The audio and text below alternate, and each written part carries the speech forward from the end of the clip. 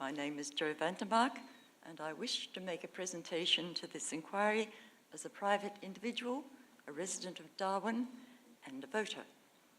I'm not a representative of any particular organisation or group, although I belong to too many. Since coming north in 1993, I have worked in 29 remote communities in the Kimberley and the Northern Territory. At this stage, I would like to pay my respects not only to the Larrakia, but to Aboriginal people across the Territory, and trust that this inquiry will ensure that they are listened to, that their opinions are respected, and that they participate in the process of deciding the momentous issue which the inquiry has to face. I attended Dr. Hawke's Darwin hearings, where I was encouraged by the highly articulate and logical questions and comments of the participants, most of whom were opposed to fracking. I was alarmed when I learned that the process of mining unconventional gas had been recommended subject to the creation of a robust regulatory regime. Consequently, I would like first to address what seems to me to be the critical issue of regulation and compliance. A regulation is only as good as its enforcement. Without enforcement, regulations are worthless. Over and over again in Dr. Hawke's executive summary, the recommendations emphasise the crucial importance of regulation. Examples are New Zealand.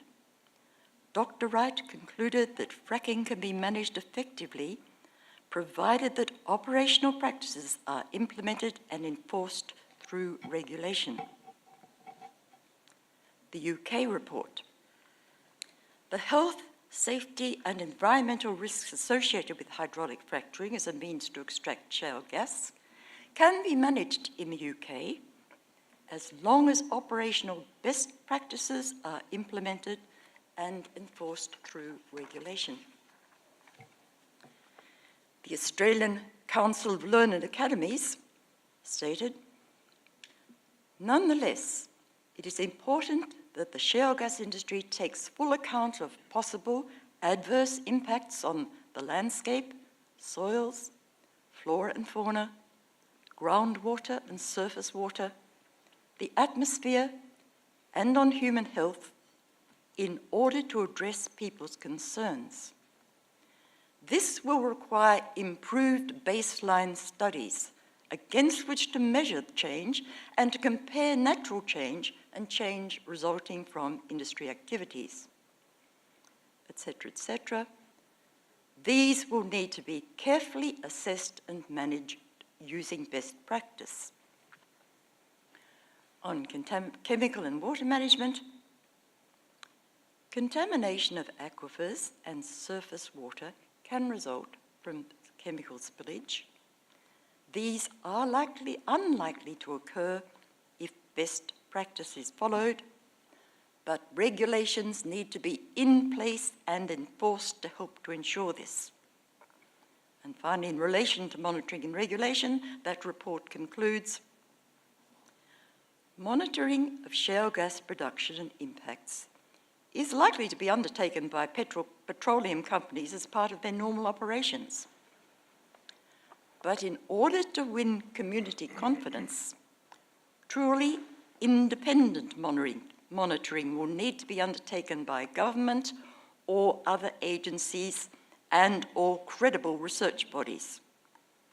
This will require a robust regulatory regime, etc., etc. Accordingly, Dr. Hawke's report is consistent with these assessments. Recommendation. This inquiry's major recommendation, consistent with other Australian and international reviews, is that the environmental risks associated with hydraulic fracturing can be managed effectively, subject to the creation of a robust regulatory regime.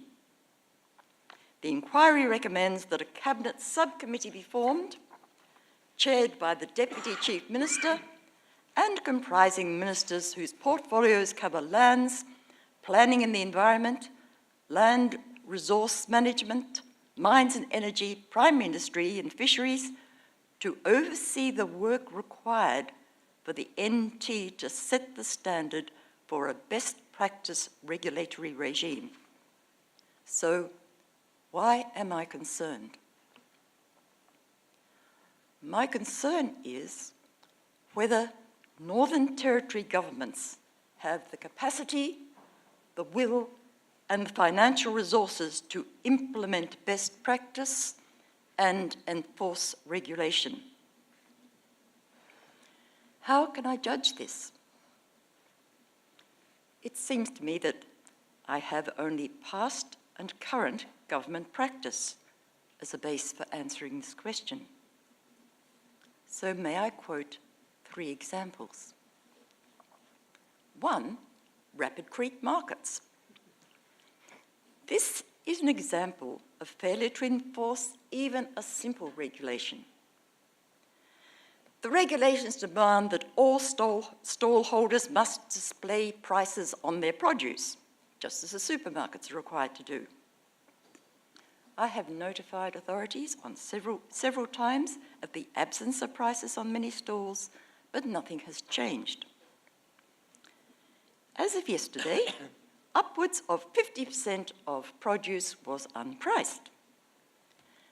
The failure to enforce such a simple and easily monitored regulation does not inspire confidence. Example 2, crocodile trophy hunting proposed regulation.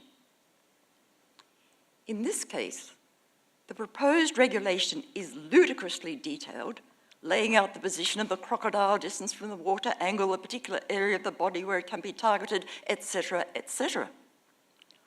Why I quote this is that, to me, it suggests stringent and detailed regulations which do not have the slightest chance of being enforced, but instead serve the purpose of trying to make trophy hunting more acceptable to the opponents. And in actual fact, Kakadu National Park doesn't even have the resources to deal with the current illegal shooting.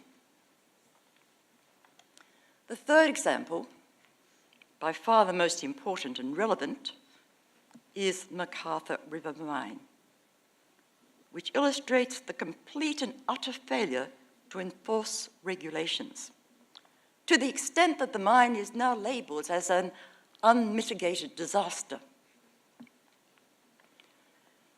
As an opponent of the diversion of the river, I'm well acquainted with the promises of stringent environmental regulations and claims of best practice. What a travesty. Reactive iron sulfide rock on the mine's waste dump has been burning for 3 years. Glencore, the operator of MacArthur River Mine, grossly underestimated the amount of potentially acid-forming material, claiming its 2011 EIS that the proportion was 12% of waste rock. It was later found to be 88%. Health authorities have told residents not to eat more than 2 small portions of fish per week. But it was not until 18 months after detection that local residents were informed of this pollution. And of course, invertebrates and cattle have now registered unacceptable levels of lead. Most disturbing of all, Glencore has now admitted that the mine may have to be monitored for several hundred years. In addition, they have rejected putting the waste back into the pit as too expensive, instead intending to leave hundreds of millions of tons of reactive waste above ground, despite warnings of dire future consequences for the community and the environment. Extraordinarily, the government has even kept the amount of Glencore's environmental bonds secret from the electorate. In the light of such continuing failure, how can any Territorian maintain trust in the government's competence, will or capacity to monitor and enforce the robust regulation of fracking, which is the condition of Dr. Hawke's approval and recommendation for fracking to proceed? Regulation without independent monitoring and strict compliance supervision is worthless. And of course, all this is in the context of Australia's estimated 70,000 abandoned mines leaking toxins into the environment. Of course, the mining industry prefers the term legacy mines. Wouldn't it be a good idea to fix up these mining disasters before embarking on another round of destruction? But it is not solely the NT's failure to enforce regulation that erodes public trust. National factors also bear responsibility. The banning of political donations to parties and governments to enable decisions to be made on their merits rather than be purchased by multinational corporations or individuals is an urgently needed reform. A National Commission Against Corruption would assist this. The politicisation of science manifested in the emasculation of formerly eminent scientific organisations like the CSIRO, the Great Barrier Reef Authority and the Climate Council, the removal of experienced top scientists, the muffling of scientific evidence-based advice in favour of politically acceptable opinions must be reversed if public confidence is to be regained.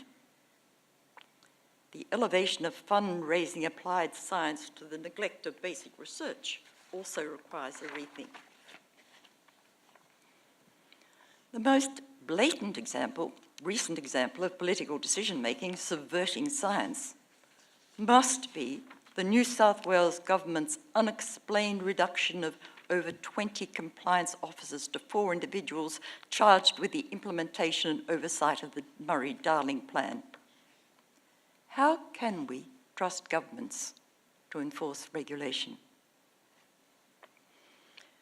A good start might be the restoration of the concept of the triple bottom line in government accounting, whereby environmental and social costs are given equal weighting with economic gains, so often short-lived.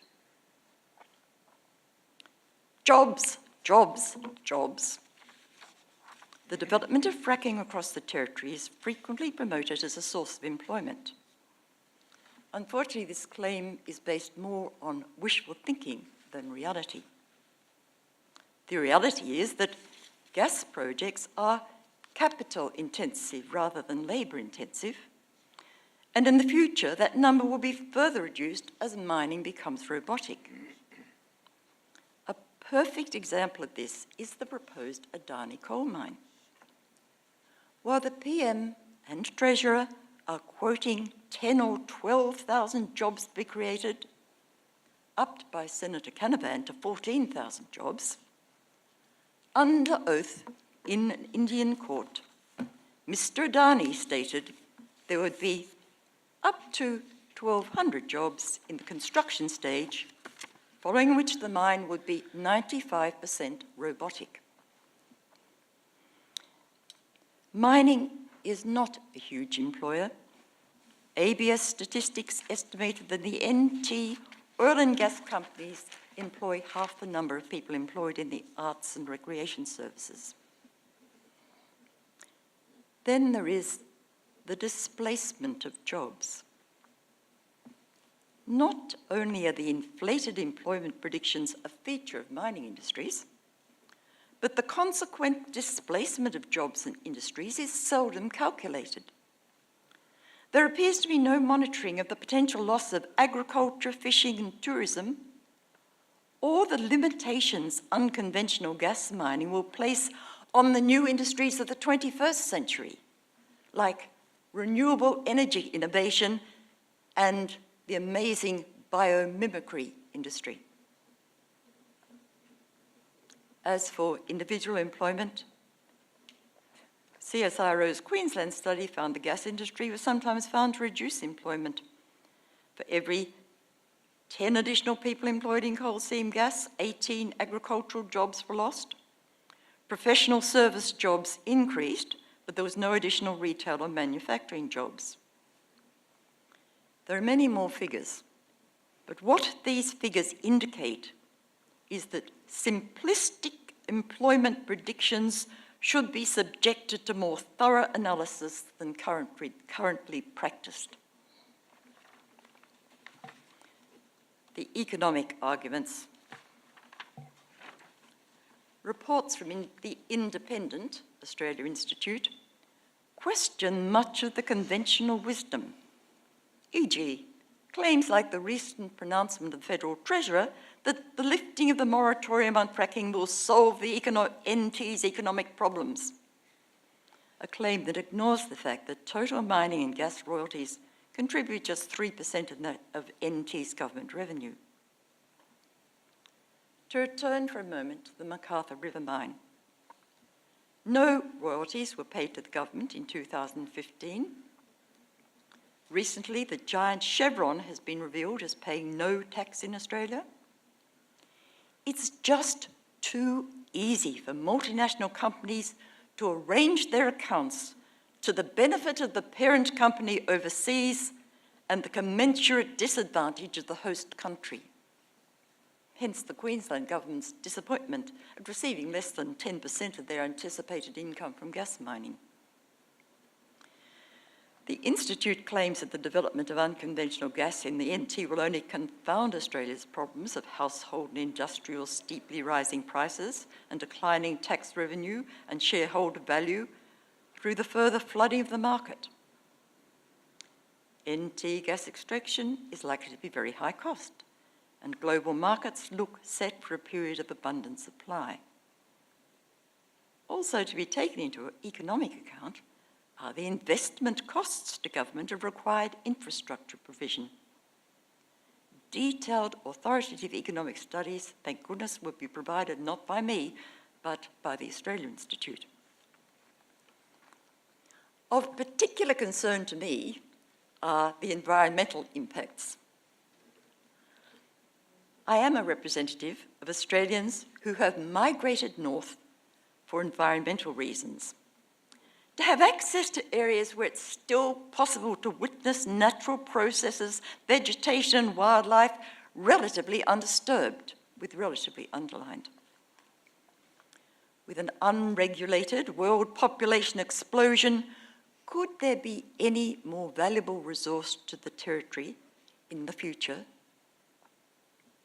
At a time when biodiversity is in rapid decline in the Northern Territory, to what extent will this loss of natural capital be exacerbated by the introduction of a water-hungry industry?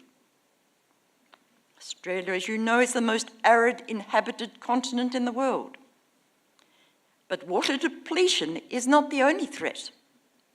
Pollution of rivers and streams, even of aquifers, would have catastrophic consequences to all forms of our unique wildlife and distinctive vegetation. Where are the baseline studies for measuring the impact of fracking on our natural inheritance? Money for basic research on wildlife has been so scant in recent years that every bush blitz discovers new species.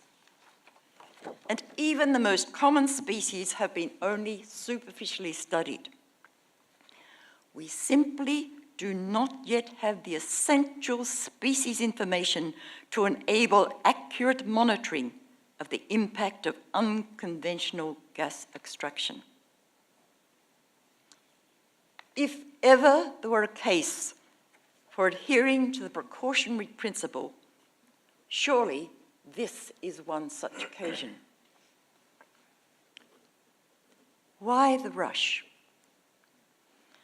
I haven't even touched on many of the fracking concerns, but from even my cursory examination, it is clear that the current knowledge of the consequences of such an irreversible modification and dramatic disruption to the territory environment requires a vastly extended time frame for adequate analysis. Just as many steps need to be taken before any NT government can be accorded the trust of the community that it has the capacity, the will, and the financial resources to implement best practice and enforce regulation. Thank you. Thank you very much. Do we have some questions? Yes, Dr. Jones. You were very tough up front on this issue of regulation, transparent regulation, enforcement and so on. Do you see any way, for example, in the NT where this might be enabled, or is it just so far gone that... Well, no, I think that I really do believe the first step that has to be taken is with regard to donations to political parties and governments. Because, and that applies to all Australia, of course, and to have I'm very pleased that the Territory is considering setting up a ICAC, its own ICAC, although one hears all the rumours that it's going to be like the Environmental Protection Authority, which had the weakest power in Australia, which doesn't give one great confidence, but we live in hope. We just have to believe this hope of changing things. Are you aware of what's happening in Queensland with the vanguard of increased regulation and enforcement that's coming in there as a recognition of this lag? Not really. I'm in my 80th year, and this is the first time I've appeared before an inquiry. And as I'm still in employment and belong to many associations and have had continuous guests, I haven't had quite the amount of time to prepare for this that I would have preferred. It's all right. You can always, if you wish to submit additional material, please feel free to do so. There's no time limit on that. And I also want to resubmit this because in my haste this morning, I sent it through to work to be printed off and forgot to put it into a PDF form, so the layout is all over the place. I wouldn't give you a copy like that. That's absolutely fine. That's no problem. Yeah, yes, Professor Hart. Could I just continue that discussion yes. on? You've made a pretty persuasive case for lack of trust in, and so have others in the past. So do you have any, apart from the fact that it needs to be transparent and the like, do you have any suggestions to us as to what type of monitoring assessment organisation would help to restore your trust? Well, the fact that it has to be independent of government and of political influence, which is quite difficult because one of my concerns, as I said, is the politicisation of science, and this in combination with a number of factors such as changes in the public service so that people no longer have the security of tenure, and the pressure on public servants, and of course, since the war on science and the emasculation of our top institutions and all that's happened, that has really made it very difficult for scientists to give. In fact, sometimes they've been prohibited from speaking out and giving the facts. So it is very complex, I know, because those issues, which are generally summed up as the war on science, have to be attacked, have to be... defended. Yes, they have to be changed so that we have a much greater level of independence and security for both advisory bodies for scientists, for commissions of inquiry. The people in a slight diversion, but my daughter, who has, when she first completed her PhD in the management of innovation, worked for a consultancy, and I think the pressures on consultancies. If you want to get another consultancy from the government, you have to toe the line. So she was actually working for Allen's, which I think is part of the consultancy here, but she left because she was dissatisfied with the pressure to conform to prescribed opinions. I'm not suggesting it's easy. In fact, I get very depressed about it, particularly in light of my 9 grandchildren. And what we are passing on to them. But yes, we have to tackle I suppose the basic word, it's really, it sounds dramatic, but it's a form of corruption. If you limits people who should be who are in responsible positions, and we should be able to trust to give impartial and accurate advice. If we limit their freedom to do that, we're in big trouble, and I think Australia's in big trouble at the moment. Thank you. Even though I work at a gallery and the framer keeps telling me to lighten up. Thank you. Anybody else? Sorry, I can't quite see. Yes, Ms. Gorham. You've spoken a lot about the politicisation of science and the absence of objective information, and I'm just wondering, it's something we're struggling with too, that's our role. Sorry, something. We're struggling with too, it's our role. But what would you see as an effective means of getting objective information out to people at the moment? I mean, there's so much information flying around, some of it's probably true, some of it isn't. How does the average person... Not helped by social media. Sorry? Not helped, but not assisted by social media. Sure. So what is a good way of actually presenting an independent Because one of the base? reforms we desperately need is adequate resourcing of these bodies. It's the fight for funds which is so corrupting of influence and so corrupting of impartiality. If you know that if you take an independent viewpoint, you're not going to get the money, boy, that's a pretty strong pressure. So how do we restore adequate funding to universities and other institutes, scientific institutes of research? It's all to do with and as I said, it's very mixed up with security of tenure and confidence of people that they won't be victimised if they tell the truth. I don't know what you think, but so there's no question that, I mean, if you look at the number of grants, the fact that scientists and friends of mine now have to spend so much of their time writing in applications for grants, and that the Australian research body only funds 1 in 10 of what generally are very high quality research applications. So economic management, which of course is a government issue, is very much at the root of these problems, under-resourcing, but of course that comes from undervaluing. If the public were more aware and better educated about these issues, they would care more. And the fact that it distresses me that every newspaper in Australia has eliminated their science and environmental supplements and instead substituted property investment and management and accounts and business. Even the Australian with its special new glossy publication called Mansion. So there is a real factor that the public is not being educated. And as a former teacher, I know that the Education Department bears responsibility too, that science has really been degraded in its status. When I was teaching in Canberra, my brightest students, and we're going back a long way, as I said, I'm almost 80, so I'm going back to the 70s and the 80s. My brightest students went into science. Then, another decade, and they went into accounting and financial management, banks, and IT, that sort of commerce and business.